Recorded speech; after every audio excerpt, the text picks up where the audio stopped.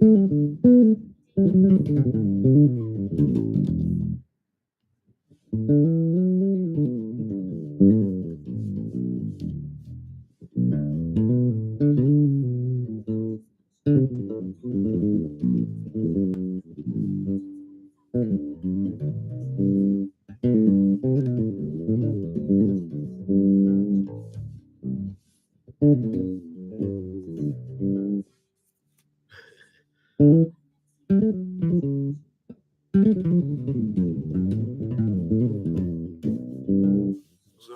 happening? What's happening? Came down with a cold, y'all. But my EQ settings, I got the treble all the way down. I got the mid range at like 2 o'clock, and I got the low end at like 9 o'clock on my amp. Cause I'm in the house and I don't want to blow the walls off. As far as the bass EQ is, the low end is all the way down, the mid range is all the way up. Treble is like halfway, and I'm using the back pickups. So it's because I'm at home, so it's no need for me to go. No need for me to go full range. Trying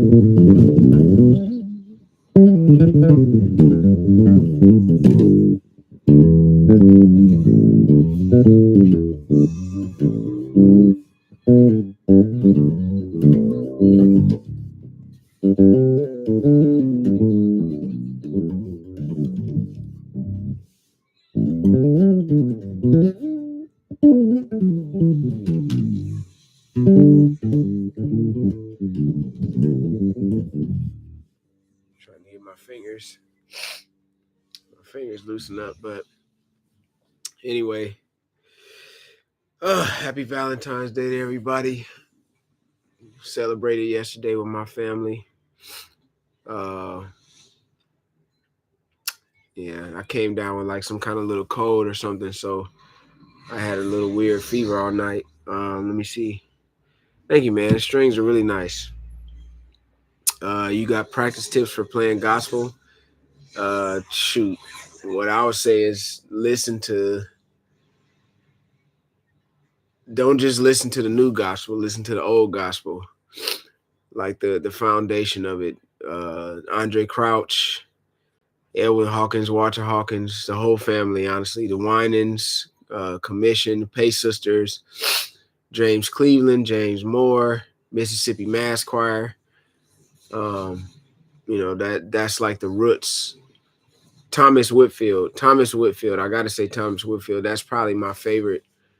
As far as like how songs are put together. And Thomas Whitfield for sure. But yeah, the Clark Sisters, the Winans, the Pace Sisters. You can check out some quartet. It's so much, honestly. There's so much different stuff out there. I may bring my 6-string out. I'm gonna figure out when I'm gonna start another challenge. I think I'm gonna just try and get well, get over this little cold or whatever. Then I'm gonna get right back to it. So maybe like what's today? Saturday, maybe Monday here. I'll do it. Am I tuned down? Nope. Tune standard. Richard Smallwood. Yeah, you got that too. Hezekiah Walker. John P. Key, of course. Shout out to Unc. John P. Key. Do the MTD guys still sell the black hockey bass? Oh yeah.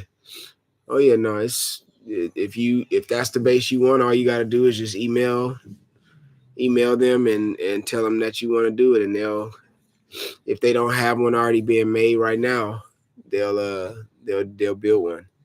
The Roots of Gospel, yes. Thomas Whitfield, yeah, that's Thomas Whitfield is it, man. That one is.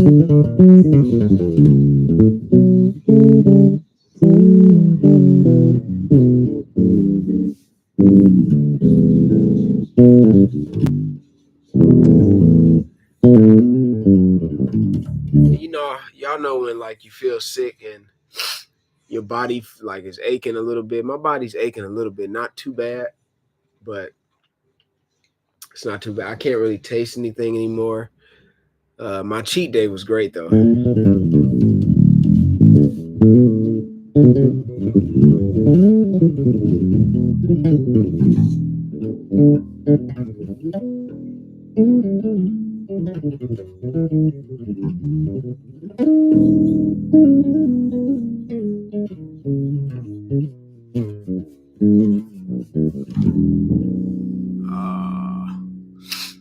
yeah, yeah, my hands feel crazy, man. Let's see. I noticed the vendors only sell Kingston. Yeah, like the signature bases, mine and Justin Rains, Goucher's, Norms, Dan and Mike will build them to order basically. Uh, it's funny. Somebody just recently, was it in December? Somebody just reached out to me. They bought the hockey base. It was a 5 string, and I can't remember what country they got it from, but some music store had one, and they ended up buying it. I don't even have a, and it was a 5 string hockey, but it was the standard spacing, so it was the 19 or whatever instead of the 20. I don't even have one of those, so they they beat me to it. How are you balancing family time and the demands of the music industry? I mean, my family is everything, regardless of whether I'm on the road or working in music. They're, you know, I mean, most of the time it's funny. People ask me that question. Most of the time when I'm on the road, if I'm not on stage, I'm on the phone with my wife, or if they're asleep, I'm like looking at their pictures. I'm looking at their pictures and stuff like that. And then as soon as my wife wakes up, I talk to her until I have to do something. That's how it's always been, even before my kids were born. Before my oldest was born, that's what I would do. And yeah, Norm Stockton signature bass sounds amazing. It does. His bass definitely does. Even that Kingston, the new Kingston that came out, is really killing. But yeah, man.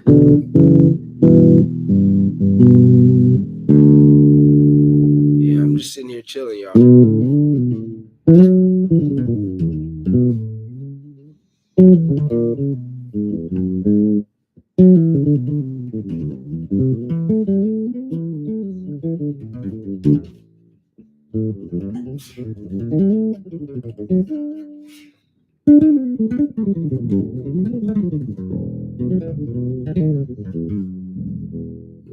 My fingers feel so jacked up because my body is aching.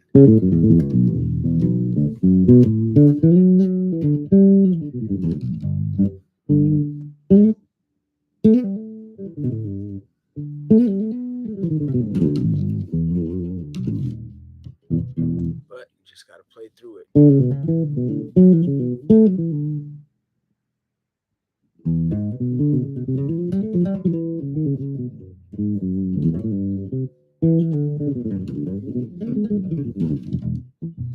Just gotta play through it, man. No matter how I feel. And I was taking medicine. Shout out to my boy Dave. I'll put a new fret wrap on here. But my boy Dave, I still got, it's this medicine called Benylin that I've been taking. It's, if anybody's familiar with Benadryl, which most of you probably are, it's stronger than that. Uh this junk is crazy, man, but it works like crazy. Let's see. Have you ever played a short scale MTD? Yeah, I have. The Lynn Keller, her signature model. She actually has a really nice signature too. I played 4 string and a 5 string short scale, and it's killing. I played a 6 string short scale. I want one. I actually want one a whole lot. The tone is crazy. The sustain on that joint is going bananas for sure. My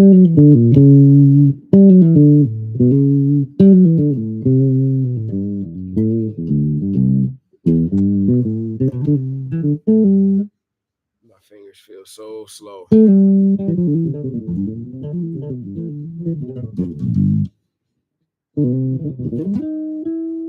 Ah, ah,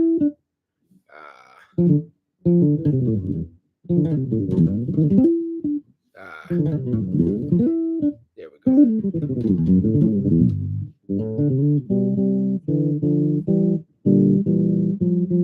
the sustain on the short scale is crazy. It's really crazy. The tone on it is really nice. It's way more beefy than I imagined that it would be. I mean, any MTD is going to be beefy, but the short scales, it's something about it where it just has like a whole lot of punch and kick to it and knockout and all that kind of stuff. But it's killing. I'm gonna get one of these days. T-Rex arm, short people problem. I feel you, man. I got long arms and I got long arms and a long torso, and my legs are short. So I got like orangutan arms. But apologies if y'all hear my nose and stuff. I came down with some kind of something. My oldest was coughing earlier this week, and then I think I got whatever she got. But fortunately, so far my wife is okay and the baby girl is okay. But my oldest, she's feeling better, so I'm just kind of dealing with this last little bit. But yeah, let me see.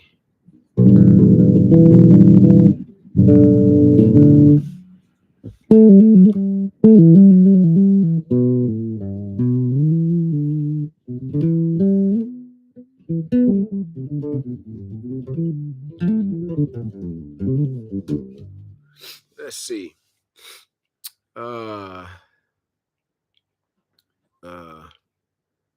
Long span on your fretting hand. Yeah, and I got long fingers too, so that definitely helps me for sure. If you could only keep one of your bases, which one would it be? Man, that's a tough one. I have no idea. I mean, if I was forced to not have any other ones, I guess the one I would keep would be the first one, my very first 6-string MTD. But Lord willing, I never come to that moment. I want to keep all of my bases. Do you live in Japan and in Cali? I just live in Japan, but I visit the U.S. often. I visit all the time.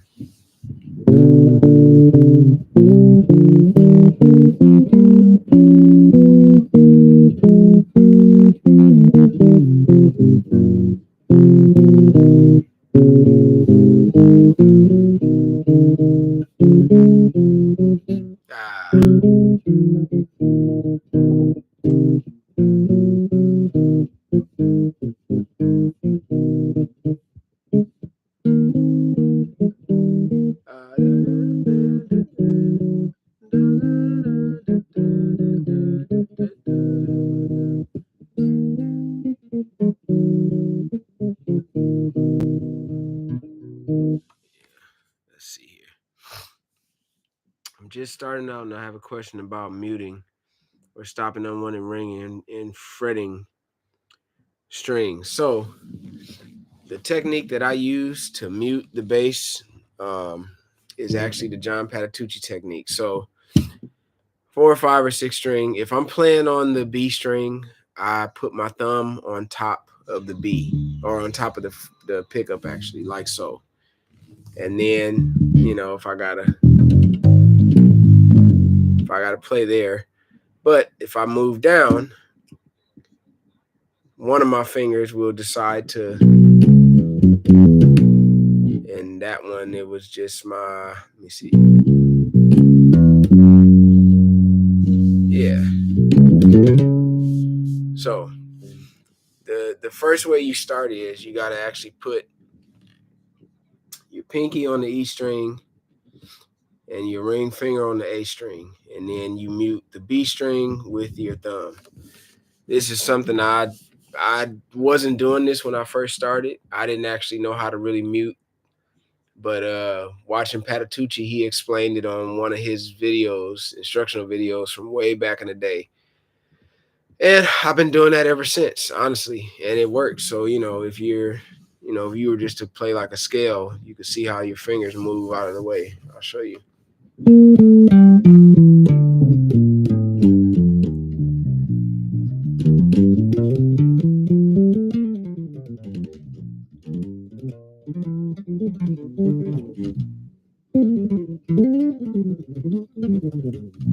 Yeah, you just you get used to it. you start slow though, start practicing songs that way, and your fingers just, it's like muscle memory. They'll naturally just move out the way or move in place as you play in real time. Let's see some other questions. Good evening. What are you running your bass through? I'm just playing through a tiny. This is a Gallion Kruger MB 108. So it's I guess that stands for 8 inch. It's just a tiny combo. It's perfect for the house.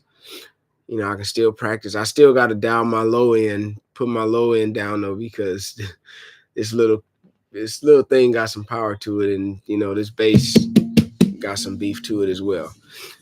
So do you think the short scale will get the job done? Oh, absolutely. It's been doing it.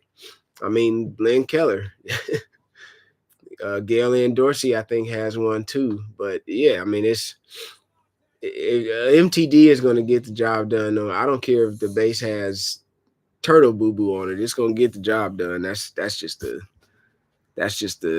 track record. What's your technique with dealing with this problem? The muting? Oh, it's exactly what I was saying. This that John Patitucci technique. Thumb on the B string, pinky on the E, ring finger on the A. And so if you're playing a six string, what's gonna happen is this ring finger is gonna lean forward and it's gonna actually mute the D string. So it works out. And then as you play, as you come down, you just start moving your fingers out the way. Um, I mute with both my hands though. You know, if I'm playing certain grooves, you know, I'll uh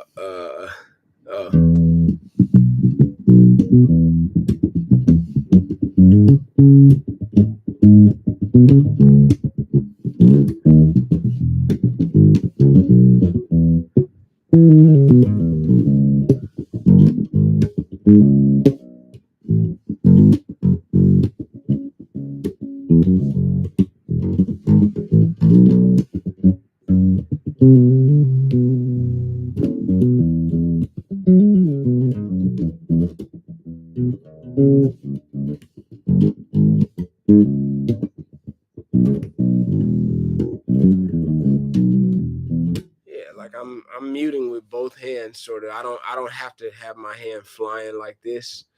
You know what I mean? Baseline, just kind of keep them close to the neck, really, and then do the Patitucci muting technique with the right hand, and you good to go. Have you been to Jamaica? I have not. I have not. Uh, the video froze. I'm not sure. Do you think MTD tone suits everything? That's why I play them. It suits everything. It's the most versatile bass that I've ever come across. You know, I play a lot of different genres of music, and you know, for me, I wouldn't want to. I wouldn't want to have a bass that's just one dimensional. There's nothing wrong with that. You know, you got to get what you want. But and a lot of people have different basses for different things. I mean, I do too. But what I will say is I'm fortunate that all of my basses cover everything. You know, I could use this bass in gospel. I could use this bass in R&B. I could use it in jazz. I could use it in punk rock. I could use it in metal. I could use it in J-pop. It doesn't matter. You know, so yeah, I love it. I love the tone. But yeah, like I said, I had to dial back the low end on it because it's so beefy. But that's the reason why when you know you put these basses to the test, when you hear them in the mix of a full band, and the way they sit in the mix is just, it's like nothing else. You know, I laugh every time I do TV shows. Like by default, David Letterman, all these different people, all these different TV shows I've done in my whole career, by default, they would have a EQ setting that they would put on bass players, you know, the rig basically to try and get a certain sound. But every time I did a TV show, they were able to turn it off and just let me run flat. because I didn't need any type of boost to get the clarity. So yeah, shout out to Mike and Dan, man, geniuses. How does one get better with playing bass grooves while adding tasteful melodic lines? Um, to me, it's just all about understanding the essence of the type of music that you play. Um, if and then on the other hand, if you understand all the other aspects of the music going on, not just you as the bass player, but also understanding what the keyboard player is doing or the guitar player or the drummer, that's going to help you be a better bass player. So for me, I don't just listen and focus on what I'm playing. I don't do that. I listen to what everybody else is doing actually. If there's a singer, I'm paying attention to them. If I'm looking at people in the audience, I'm doing all of that. And that is what has helped me become a better bass player, because I'll come up with my lines based off everything else that's happening in real time right in the moment. So it's a LeBron James approach, I guess. I think about before I think about scoring and just let me just play a bunch of licks so I could light the place up. I listen very closely to what everybody else is doing, and I use what they're doing as inspiration to decide what I'll do. You know what I mean? That's a method I've been using for years. Everybody else has to matter first before me sounding like I'm killing matters. What's the most bases you use for one gig? Uh, let's see. Years ago, Snoop was doing this comedy show. It was like a comedy and music duet show with Snoop Dogg and Mike Epps. And so I was using my 6 string whammy bar bass, and then I was using my first Saratoga, and then I was using an upright bass. Um, and yeah, so we had like changeovers, set changes, and stuff like that. So some of the songs I would use upright, some of the songs I used the 6 string if I needed the chord and stuff, and then the other ones I would use my Saratoga. That's the most I've ever done though. But generally, whenever I'm doing a gig, I can just stick to one bass. Let's see. I just got a Saratoga PJ5 used. I traded my 635 for it, but man, the Saratoga is fire. Yeah, the passive active tone knob changed my life. Yep, I know all about it. I know all about it. It's definitely something special for sure. For sure. Yeah. I mean, I got this. One thing, how you have a great sounding bass. You have a great sounding bass when it sounds good, even when it's not plugged up. That's how you got you a dope bass.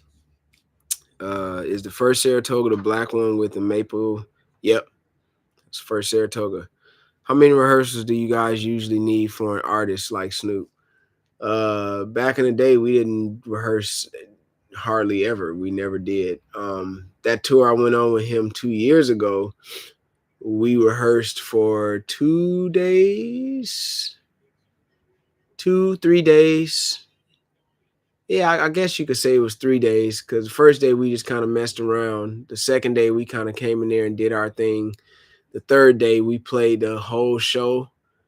But the reason why we didn't do a bunch of rehearsals, because Snoop will use band members that have been playing with him for a long time and that know his music.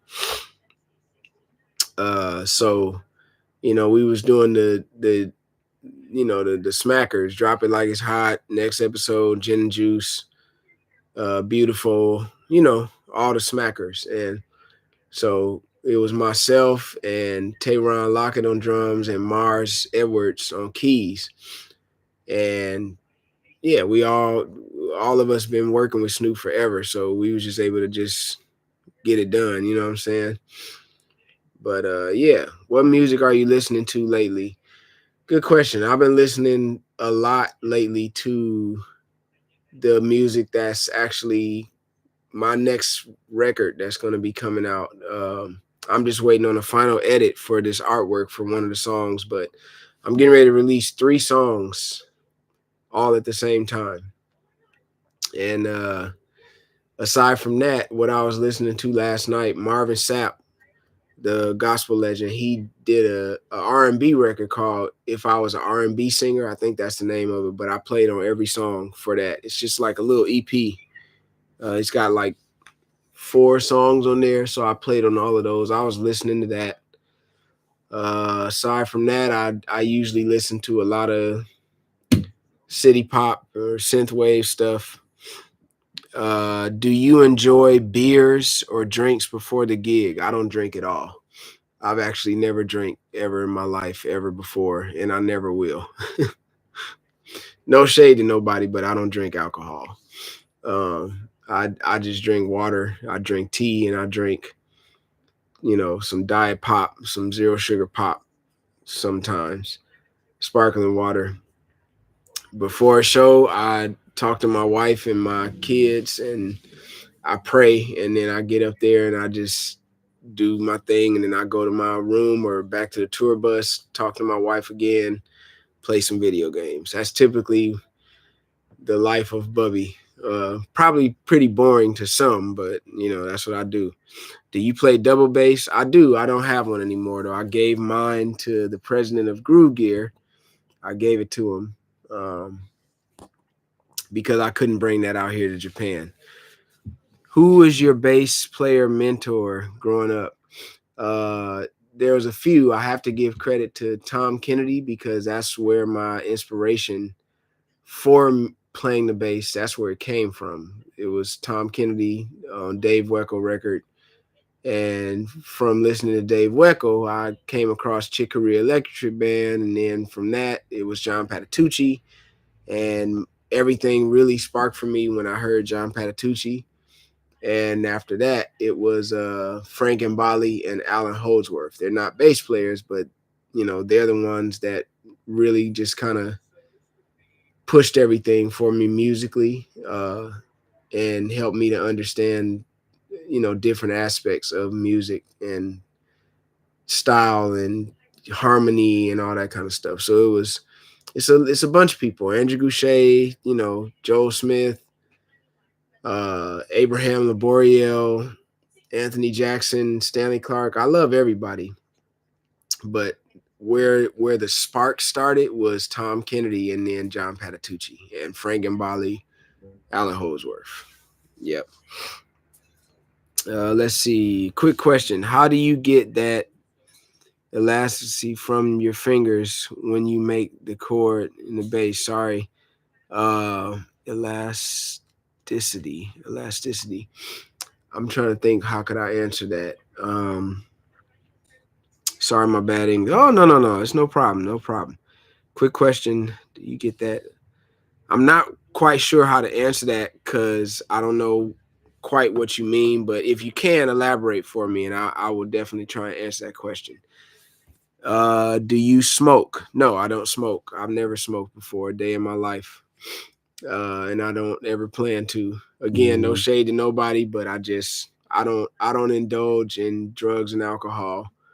I've never seen an interest. I've never had a desire to, you know, if I want to feel good, then I'll just listen to some music, or I'll play my video games, or I'll hang with my wife and kids, or I'll read my Bible, or I'll, listen to music. Uh, yeah, I've never had an interest to do any type of drugs or alcohol. Again, no shade to nobody, but that's just me. Um, let's see. What are your favorite exercises to improve right hand speed? It's honestly just sitting down and soloing. Any video you've ever seen of me where I'm just kind of sitting in my house and soloing over a loop or just playing whatever, that's what I practice all the time, and it's left and right hand. Do you have perfect pitch? Yes. Tom 10. Let me see. Tom Kennedy. I got to see him live in Cape Town. Yeah, he's an OG, man. How you can separate that much your fingers when you make chords on the bass? Some exercise that. Oh, I think I know what you mean. So, wider chords. I'm gonna get to these questions over here. Sorry, y'all. It's people asking questions on Instagram and YouTube. I'm streaming on both. So, um, as far as that, if you begin to practice chords more, then your fingers will get used to, you know, being able to transition between whatever shapes your fingers are using to execute the chords. Um, because the bass is tuned the way it is, it's a little bit more difficult for us as bass players to play certain chords. Somebody could do that, which is fine, but there's other chords that may sound good, like let me see.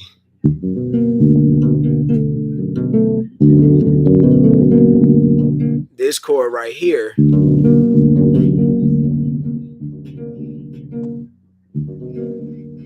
Ooh, that's very like a strange type of horror movie type of chord, but that would be way easier on a guitar. But on the bass, you just get used to doing it. Do you ever go back to your home church and play in the worship band? No. My home church is in Flint, Michigan. And I haven't been back to Flint since 2000. I went there. There was a church reunion in like 2011. I went around that time. That was pretty much the last time. I do want to go back because my children haven't been there. They don't know anything about Michigan, where I come from. So I do plan on taking them and going back, but it just hasn't been something I've been able to do just yet. Let's see, Chick Corea, Eye of the Beholder is a must listen. Oh yeah, that Eye of the Beholder record is great. There's a couple Chick Corea Electric Band records, man. I mean, Inside Out is good. It's so many. Beneath the Mask was so revolutionary for me, I think. Um, I mean, I was listening to that record every single day, man. Every single day. And yeah, listening to those records just, man, they taught me to be brave, man. They taught me so much about harmony and melody, how to just, I wanted to know how to solo. I wanted to know how to solo. I wanted to know how to follow chord changes. And some of those records just really, really did it. Some of them really did it, like for real. Do your kids play? So interested in instruments. My daughter's going to be starting the tuba. She says she wants to play tuba in the band at school. So sure. My little baby Hannah, if she sees me take my basses out, she goes bananas and she wants to just pull on the strings because I got her like a little toy guitar. But I'm not forcing them to do music. It's my passion, and a lot of people assume, oh, one of your kids is gonna play. If they do, they great. But if they don't, it's all right. More personal question. Any OST? Oh, I still like Vinland Saga. Vinland Saga is one of the dopest opening songs for anime. I don't necessarily play along with them. I mean, I have before, but that one is really dope. I love Dragon Ball Daima. Shout out to Dragon Ball Daima. I don't know if y'all, spoiler alert, but Goku turned Super Saiyan 4. I haven't even watched the episode yet, but I knew it was coming. So they made Super Saiyan 4 canon, which is dope. Gotta Match is one of my favorites. Yep, that's classic. What's going on? Let's see. Man, my kids always be walking past, messing around with the tuning. Yeah, that's what my daughter be doing. Yes, I went to Nam. Nam was awesome. Got a chance to hang with a lot of my friends.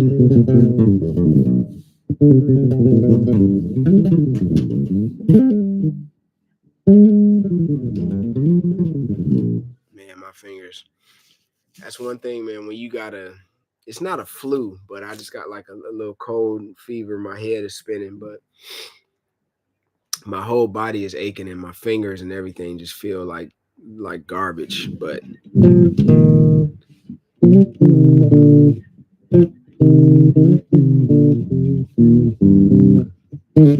uh,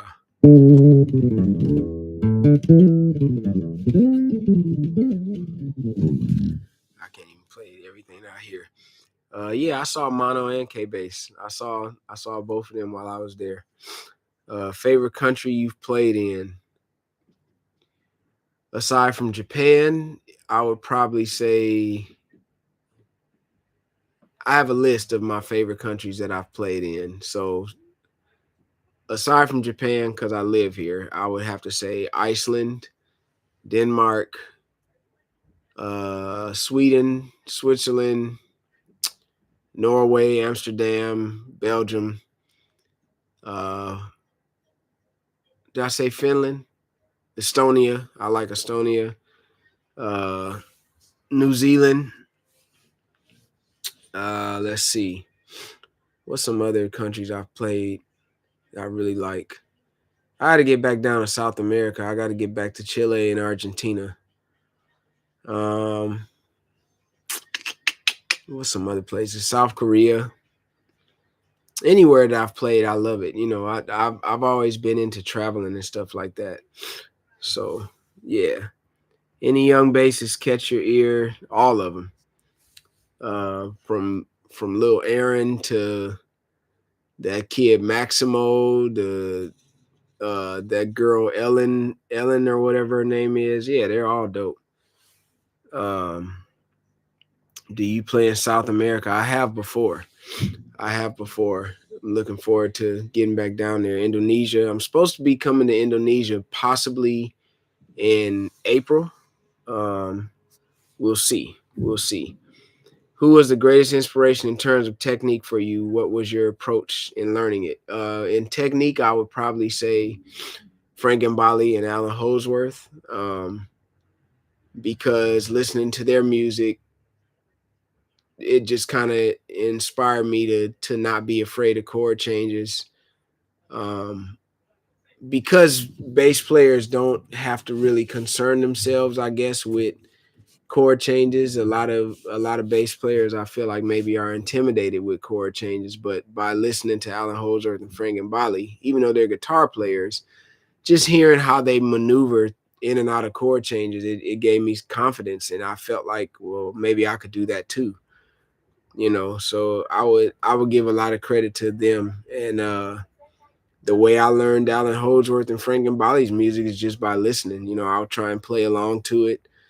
Back in the day, you couldn't just get tabs and stuff like that. You just listen. So I would just sit in my room and I would just listen.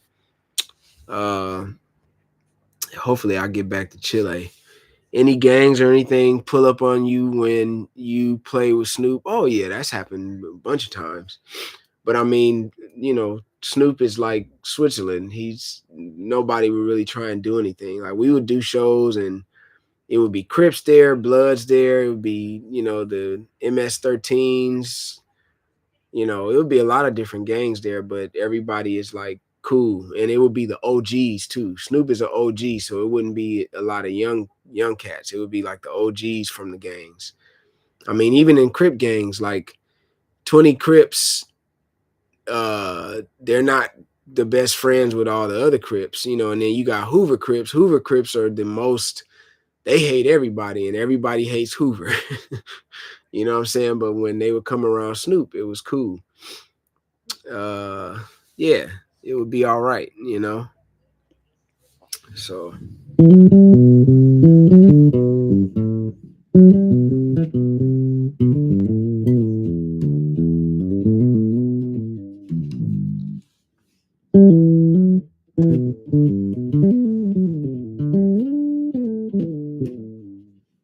You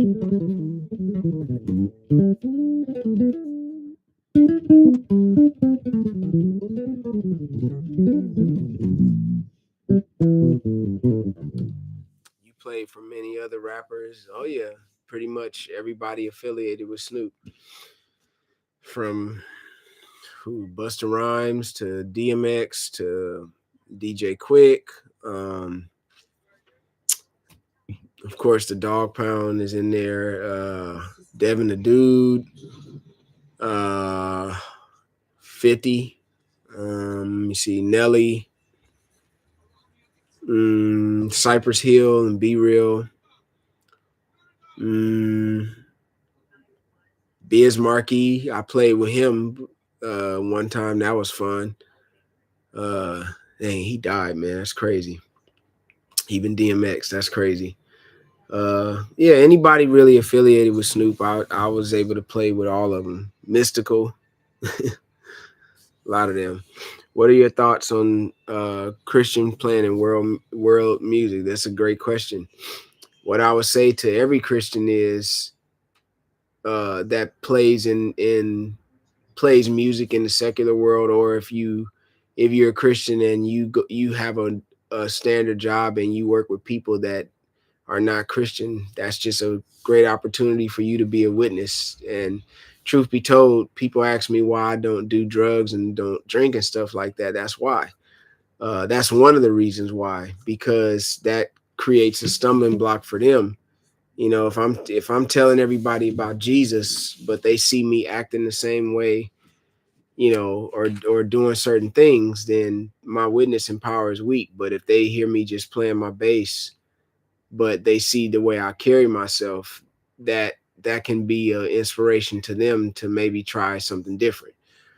So what I would tell every person, if you know, I mean, we shop at grocery stores and there's people that don't believe in God at grocery stores. You go to work at, if you have an office job, there's going to be people that don't believe unless you work at your church full time. But no matter what line of work you're in, that's an opportunity for you to be some sort of example, you know. And truth be told, I didn't want to actually get into this when I first started. I wanted to play my bass, but I didn't want to do anything secular. But I realized there's a reason why the Lord opened those doors for me to do it. Is so I could be of some sort of witness or just shed some sort of light, you know. And even, you know, the way I carry myself now compared to when I first started almost 20 years ago, I don't talk the same. I don't think the same. You know, it's just a lot changes when you get older and when your relationship with the Lord gets stronger. What are your top three favorite albums of all time? Oh man, that's an impossible one. I honestly don't even know how to answer that. I mean, I could say Alan Holdsworth's Secrets. I could say Thunder from Down Under by Frank and Bali, and maybe I'll say man, I don't know. I mean, even with those, I can't put those albums above all the rest of them because they're just all good. Um yeah, I don't know what my top three favorite would be. Favorite rap song, bass lines to play. Let's see.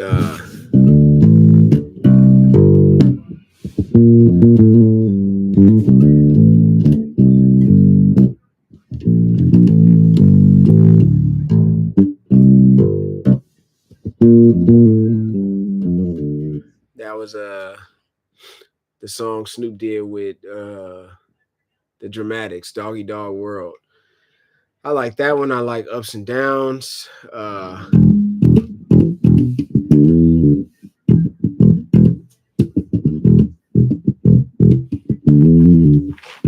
like that one. Of course, I like What's My Name? Gin and Juice is sweet.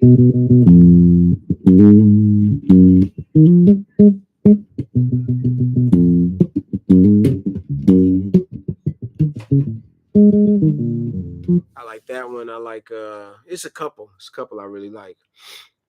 John Patitucci's self-titled record is killing. Uh, I like a lot of songs. Honestly, it's hard for me to narrow it down. How old are you? I'm 38. Longest tour you've been on? Let's see. I mean, they're all kind of a top. Well, there was a J-pop tour I did with this group called Exile a Second out here in Japan, and that tour lasted 9 months. Although we had a short break, the tour I just did with Janae Aiko that started in June and we finished mid-December. But we had a little break. I've done some long ones with Snoop, that were kind of like half the year or more. There was one year, man, and this was a mix. This was 2011. I was on tour with Snoop and Lupe Fiasco. A lot of his bass lines is sweet too. Kick push. Yeah,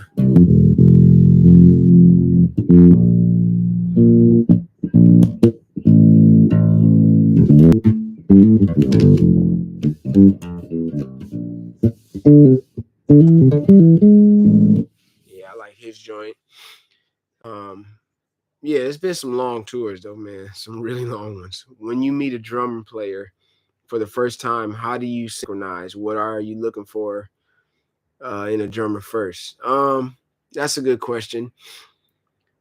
I mean, I'm fortunate that all the musicians I've ever played with are spectacular. So uh all that really matters if we're given the material of what we're supposed to learn is just play it, I guess, in the spirit of how it originally was written or made or produced or whatever you want to call it, and then just color it as you go if it's a live performance. Yeah, I mean, all I look for is I just look for drummers that are versatile and that just love music. And I've been fortunate that the ones that I've ever played with, they all do it. Like all of them are just amazing. Let's see here. Have you ever played with a drummer who is not particularly good and you had to help it? Yeah, of course. But at the same time, I don't like jump down people's throat because a lot of people are still learning. I'm still learning. I've played with a few drummers that yeah, like they maybe couldn't keep time or they would be trying to do licks and stuff and then they would come in off beat and stuff like that. But it's all good. You just make the best of it. But I don't like to put people down because that may just be how they sound at that moment. You come back a year later and they're ripping. What do the two switches on the Super 5 do? It's like basically like a boost. Active boost, I guess, is the simplified way I would call it. Uh yeah, you okay, baby? Yeah, I guess that's how I would describe the two switches. What about crazy?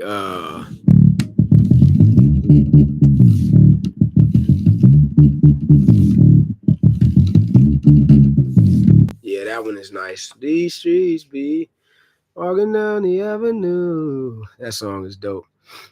Yeah, we used to play that when did we start doing that? Actually, huh? They're done. Okay. There when I first started playing with Snoop, actually, Blue Carpet Treatment had just came out.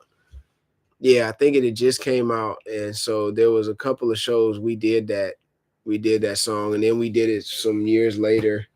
That's a fun song to play. It's produced by Fred Reck, DJ Fred Reck, another Flint native. God bless you too, man.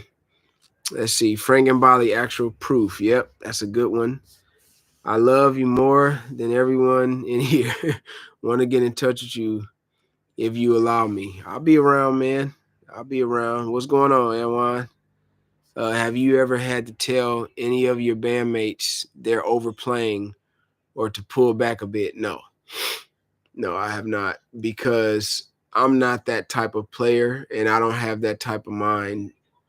Again, pretty much everybody I've played with, for the most part, is spectacular. They're very skilled.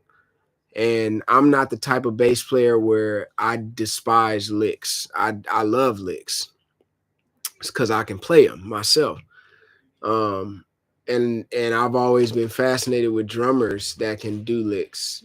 Uh, yeah, like, and I'll be honest with you guys, I love pocket and stuff like that. I mean, I do it, but social media has like warped people into just being so against licks and chops and solos. Like I can't tell you how many times I see a drummer that's so killing on YouTube or Instagram, and they're just practicing and they're shedding and they're doing licks, and you'll see all these comments, yeah, but where's the groove? And it's just like, dude, they're at home practicing. Like, let them practice, let them play. You know what I mean?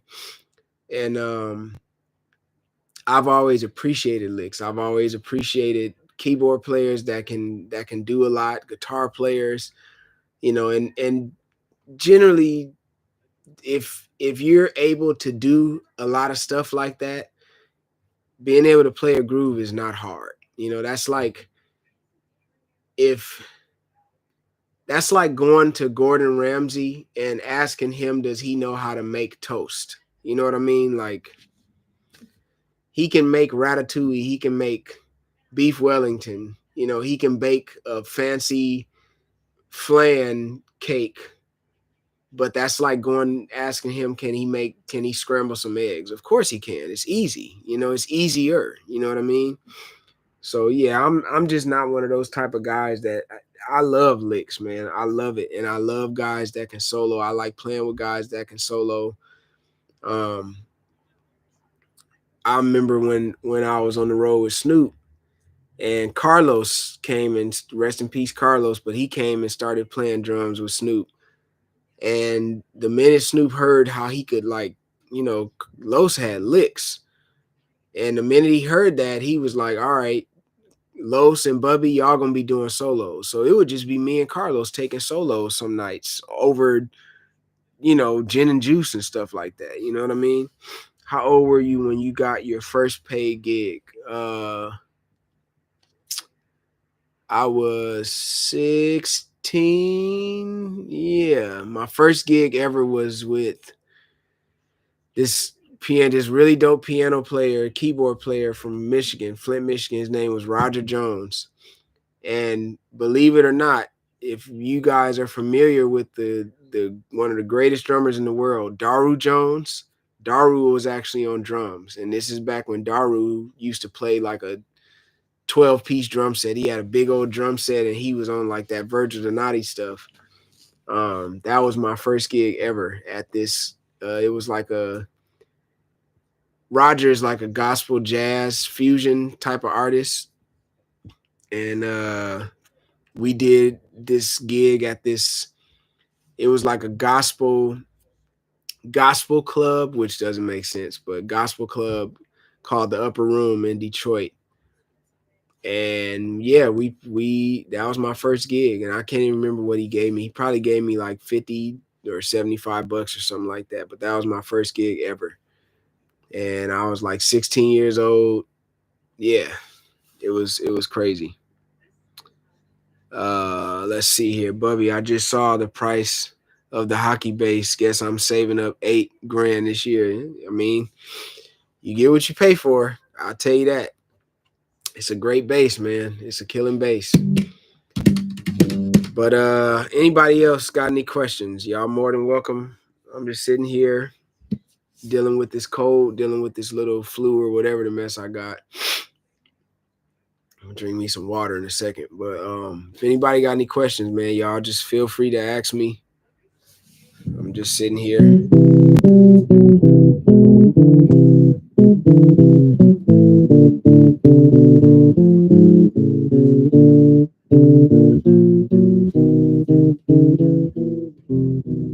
Do you have an opinion about singers using autotune? Uh,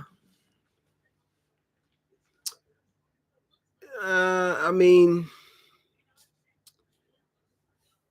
I'm not gonna criticize them, because most real singers, obviously, they don't need it, but to get certain type of sound on their project that they're going for, they may use a little bit. But I'm fortunate even in that sense. I've worked with a lot of amazing singers.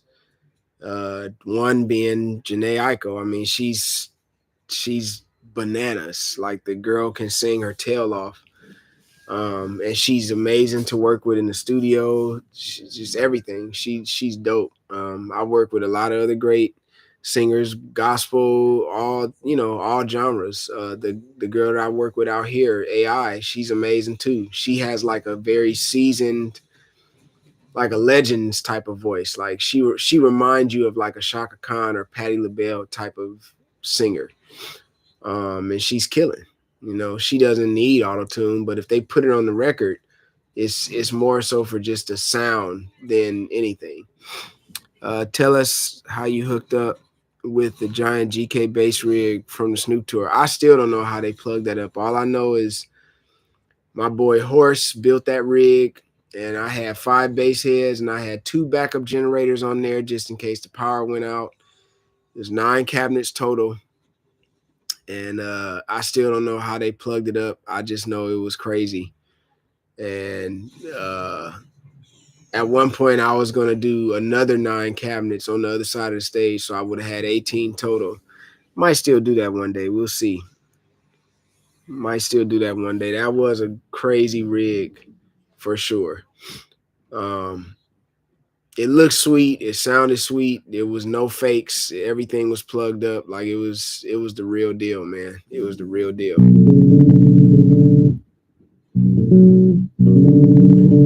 Remember when all the bass players started doing that chord? Or this one. All the bass players started doing that chord. But I like doing.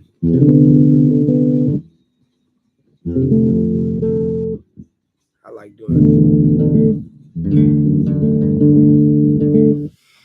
Yeah, every sound engineers know. Oh yeah, they knew when I was coming to the arena or the amphitheater. They knew already. Like, oh shoot, but they would mic that joint, and they would put the XLR, and I would turn the volume down on it, on the stage, but just standing in front of it, every note that I hit, like, you feel it on your back. It was crazy, man. That joint was crazy. Name some jazz artists and gospel artists you tour with. Oh, let's see. This is a long list. I haven't toured with any gospel artists. I've just played on different records. Let's see. Jazz wise, man, I'm trying to think. It's like I never really think about this kind of stuff, so it's always hard for me to remember. It's usually just an experience. What was one recent tour? Oh, Alan Hines. That was fun when he was here in Japan last year. Was it last year? Last year he was doing a tour around Japan. Not too many shows, but that was great.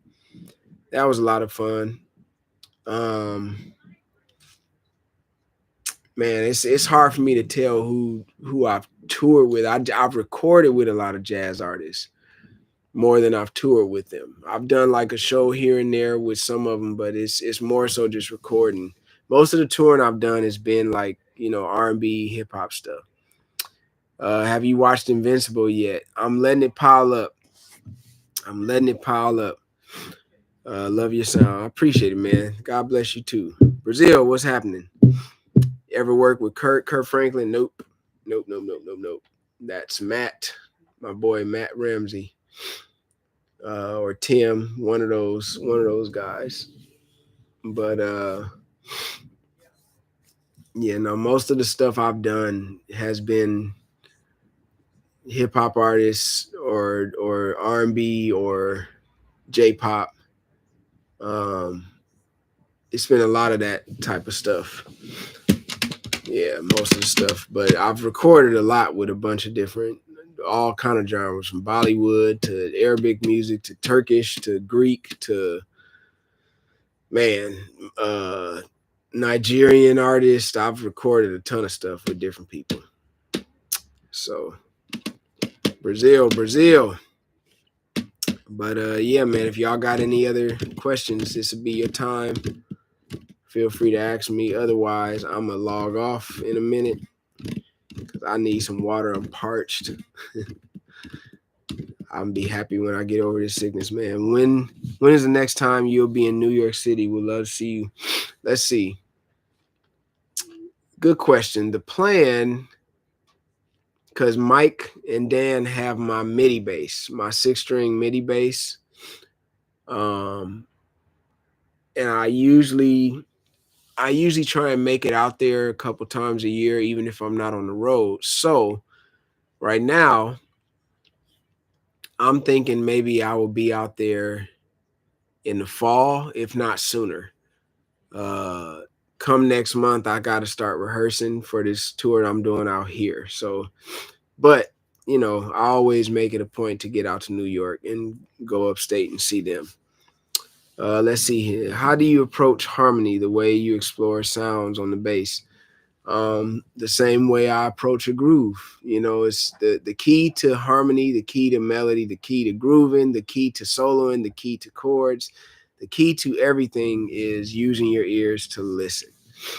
That is the most simplified approach you could have, is just to listen. But if you second guess everything that you hear, you won't have the courage to try different things. So how I learn songs, I'll usually listen to the bass line on it 1 or 2 times, and then the next time that I listen to it, I'm only listening to the chord changes only.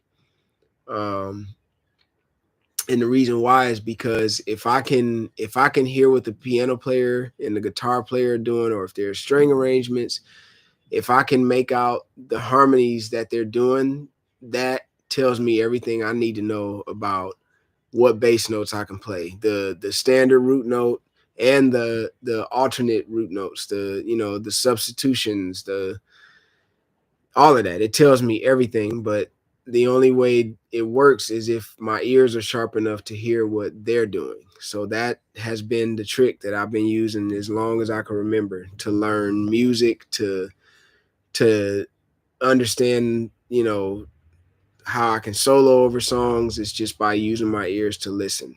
And I've simplified it to that degree because it really is just that easy. But we just, for some reason, we think, music is like calculus, and it's not. It's just 12 notes. It just depends on how you use those 12 notes. It's just 12 notes. That's all it is. What brand of green strings? These are labella strings. Labella strings. All of my signature basses, all of my basses are labella. These are the strings. All of my basses have labella strings. It's the only string that I use. I've been with them actually for 20 years. I got to write that. It's the anniversary, 20 years. How you made Mission Request on your album? Oh, Mission Request. So that was my attempt, because people used to make jokes and say, "Oh, Bubby, it sounds like he's just playing a bunch of notes and stuff like that." So Mission Request was my way of letting people into my mind. A lot of times when I'm practicing, it sounds like I'm just playing all over the place. But for me, I hear a series of chord changes that I'm soloing over in my mind. The same way somebody might be playing Let's Groove Tonight by Earth, Wind and Fire.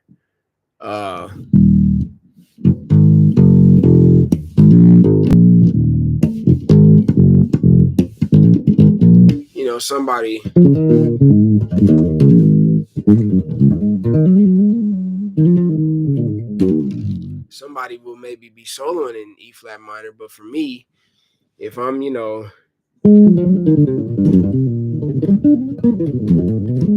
if I'm doing that, I'm hearing other chord changes. So it just, that song was written to basically show people there is a method to the madness. It's just I'm just not hearing one straight chord progression. I may hear a bunch of different chord progressions. So what I did was I challenged myself by soloing over the chord changes that I heard first, and then actually producing the chord changes that I heard over my head. That was the fun and challenging part of that song.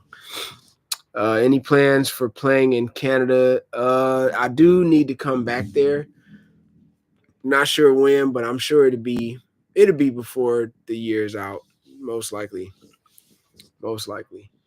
Let's see. It's amazing what you're saying, Bubby. I would love to have your ears. Oh, it's just all imagination, man. It's all imagination. Let me see. My first pair of labella strings actually originally belonged to you. Oh, no kidding. Oh, that's Parecki. Yeah. You got them from Dave. Yeah. Let me see. Yeah, but that's how that song was made. And I mean that's honestly how I write songs, Even for the song Game of Life, I I'm thinking, did I solo over that? No. I made those chords, but I kept hearing those chords, and I would solo over those chords in my mind. So I made the song, but then when it was time for me to record the solo, it was a lot more challenging than I thought it would be, but it worked out. So that's the story behind Game of Life. That's the story behind Mission Request. Um, yeah, that was just me trying to show people that there is a method to the madness. Most people assume I'm just, you know, what is he soloing over? Why is it so many changes? That's what I hear. You know, I appreciate the kind words. Game of Life was a fun song. Yeah, like y'all are gonna see this song I wrote dedicated to my daughters. It's called The Girls. The chord changes for this song, my daughter, I filmed it. I had her grab my laptop, and I didn't even use a MIDI keyboard. I just told her press between A and the quotation or whatever. And I just told her play anything, whatever she wanted. And she just was just pressing buttons, and I was using like a synth sound, and I took what she did and turned it into a melody for this song. And when you guys hear it, she literally she doesn't know, but she just was just pressing anything. And that ended up being the melody of the final section of the song. But I also had to solo over, I had to make a chord progression over the melody that she played. And it was literally her just pressing buttons. And then I had to solo over it. Very, very challenging, but a lot of fun. That's what I'll say about it. But yeah, any other questions, y'all, before I get up off of here? Just wanted to hop on. This is day 14. I practiced a little bit today. My hands feel tight because I'm not feeling the best. I got to get over this cold or flu or whatever the mess I got. I started my fast because I had my cheat day yesterday. So I'm doing a 3-day fast. But I'm going to do another challenge, another bass practice challenge. And I'm probably going to start on Monday. I got to record some stuff today too. But y'all are more than welcome to join me on the challenge. Again, this time around, I think I'm going to add some exercising in there. Like, some push-ups or some sit-ups or something like that I'll add in there. Please teach me your pull-off technique. Is honestly, I don't even know if I have a pull-off technique. I just, I I never even thought about it like that because I'm not doing it for the reason of trying to pull off. I do it for the reason of the tone that it gives me. I could go, but I like the way that tone is when you just hear the click on the first note on the G flat. But Yeah, I don't even know if I have a pull off technique. Honestly, what I do with my fingers, you guys, is I'm doing it for the sound that it produces, not for the sake of saying I have a technique. That's just always been me. Everything that I do, I want to do it based on what sound it gives me, what sound that I want, not for the sake of having a technique. And that's just that's just me. So, but anyway, I'll probably get back on here a little bit later, y'all. I appreciate y'all for joining. Shout out to everybody on YouTube that joined. Shout out to everybody that watches it later. Shout out to everybody on Instagram that joined. Shout out to everybody that watches it later. If you go to my YouTube, you can rewatch this. But yeah, I'm about to drink some water and I'm about to sit here and try and get over this little flu or whatever the mess I got. I'm about to take some medicine again. You okay, baby? You hungry? You hungry? No, daddy will make you something. Okay. All right, y'all. Y'all be blessed. I'm out of here. Thank you, YouTube. Y'all take care, and I will see y'all very soon.